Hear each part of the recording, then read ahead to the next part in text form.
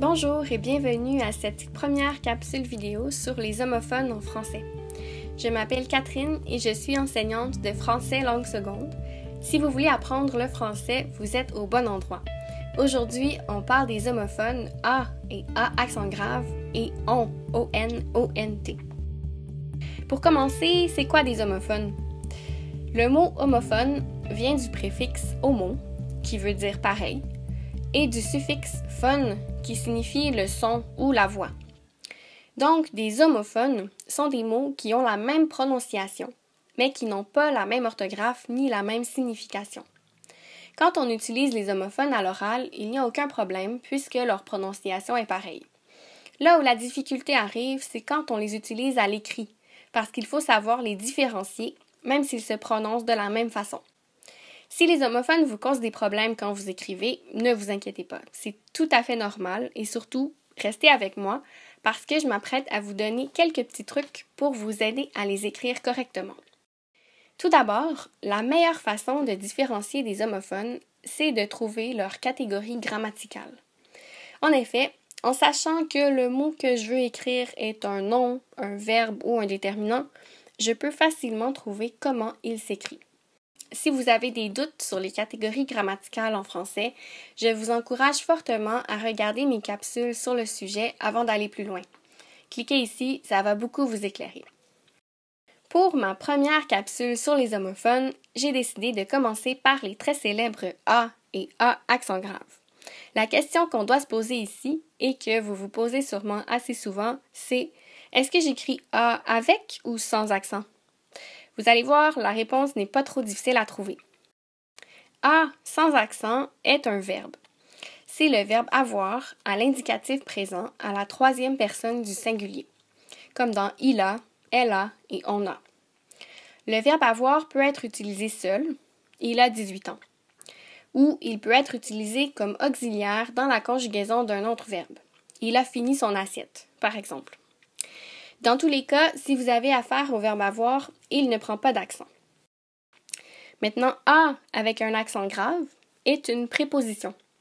Elle introduit généralement un groupe de mots. Par exemple, tu manges à la cafétéria. Si vous n'êtes pas certain de savoir si le A que vous voulez écrire est un verbe ou une préposition, voici le meilleur truc pour vous aider. Le verbe avoir se conjugue de différentes façons. Il a au présent, mais il avait à l'imparfait.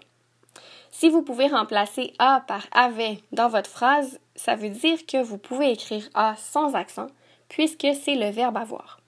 Si vous ne pouvez pas le remplacer parce que la phrase n'aurait pas de sens, ça veut dire que A est une préposition et que vous devez donc ajouter un accent grave. C'est encore confus? Regardons deux phrases en exemple. 1. Il a manqué l'autobus. 2. Je travaille à la banque. J'essaie mon truc de remplacer A par avait. Dans la première phrase, il a manqué l'autobus devient il avait manqué l'autobus. La phrase garde son sens. Ça veut dire que A est le verbe avoir et qu'il ne prend pas d'accent. J'écris il a manqué l'autobus. Dans la deuxième phrase, je travaille à la banque devient je travaille avec la banque. Hein? Quoi? Vous comprenez quelque chose? Pas moi. C'est parce qu'ici A n'est pas un verbe. Ça veut dire que c'est une préposition. J'écris donc « Je travaille à la banque » avec un A accent grave. Voilà! Ces deux homophones n'ont plus de secret pour vous. Passons maintenant à d'autres homophones qui nous compliquent la vie. On, O-N, O-N-T. Le premier « on » est un pronom personnel sujet. Autrement dit, il joue toujours la fonction de sujet dans la phrase. Par exemple, on étudie à la bibliothèque. Le deuxième « on » est le verbe avoir, à l'indicatif présent, à la troisième personne du pluriel, comme dans « ils ont » ou « elles ont ». Elles ont une grande maison, par exemple. Ici, on a de la chance. On peut utiliser deux trucs différents pour vérifier l'orthographe du mot « on ». Premièrement, je peux essayer de remplacer « on » par « avait ».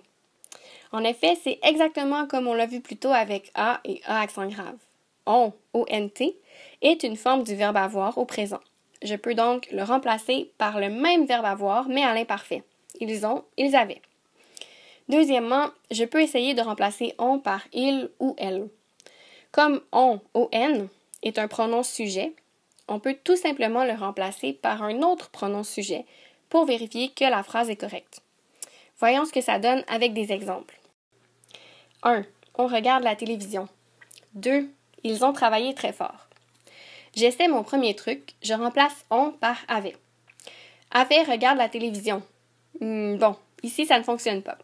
Ça veut dire que on n'est pas le verbe avoir. Je dois donc écrire on. Maintenant, ils ont travaillé très fort devient ils avaient travaillé très fort. Oui, ici c'est bon. Donc, on est le verbe avoir. J'écris ont. Maintenant, je peux vérifier avec mon deuxième truc. Je remplace on par il. Il regarde la télévision. C'est bon? Donc, on est le sujet et s'écrit on. Pour la deuxième phrase, il travaillait très fort. Aucun doute ici, on n'est pas le sujet.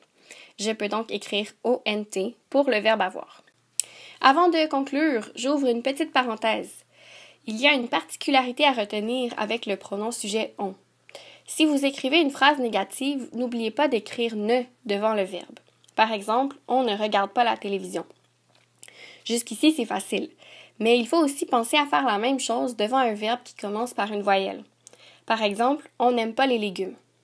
À l'oral, on n'entend pas le N', mais il est bien là à l'écrit. Alors pensez-y, une fois que vous avez vérifié que votre on est bien le pronom sujet et qu'il n'est pas le verbe avoir, vérifiez aussi si votre phrase est affirmative ou négative. C'est tout. C'est ce qui conclut ma capsule sur les homophones A accent grave, ON et ONT. Je vous invite à regarder les liens dans la description plus bas.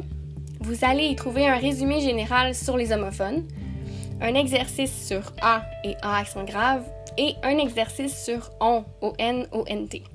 Merci beaucoup pour votre écoute. Laissez-moi savoir si je peux vous aider avec d'autres homophones et n'hésitez pas à me laisser vos commentaires ou vos questions. Si vous avez aimé et si vous voulez voir plus de contenu, cliquez ici pour vous abonner à ma chaîne. D'autres vidéos sont à venir et vos suggestions sont toujours bienvenues. À la prochaine!